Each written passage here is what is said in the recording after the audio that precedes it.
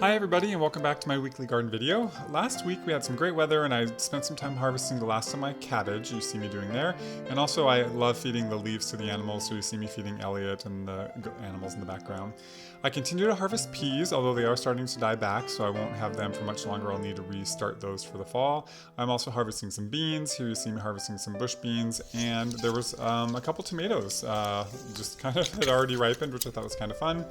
And my zucchini continues to do really well. But really, I spent a long weekend in Vegas, so I wasn't around much. I got back last night, and then this morning I went out and found some deer in my garden, and they had eaten down the tops of the lettuce, which I guess of all things is fine, but I need to keep an eye on that. But here you just see me panning across my garden. My cabbage is in the foreground, basil in the background, going to my bolted lettuce, and you see my onions in the background. You see my cucumber coming in there and my zucchini in the background, along with a little baby cilantro and my tomatoes. You also see my beets here, which are also growing in nicely. Everything seems to be doing really well. I got my lettuces and one broccoli, my peas, and some raspberries.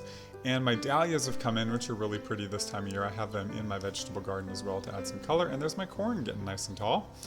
The squash that I planted aren't doing great. I mean, they're holding on.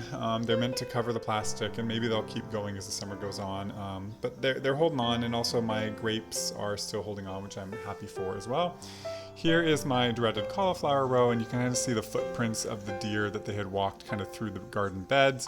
But I do have some basil and stuff planted in there, and then you see the carrots and gladiolus in the background, and then my pole and bush beans next to them. The empty space is supposed to be sunflowers, but they didn't germinate, and there are a bunch of my lilies. But I thought I'd leave you this week with just a little time lapse of the view from the condo when I was down in Vegas, and I hope you guys have a good week.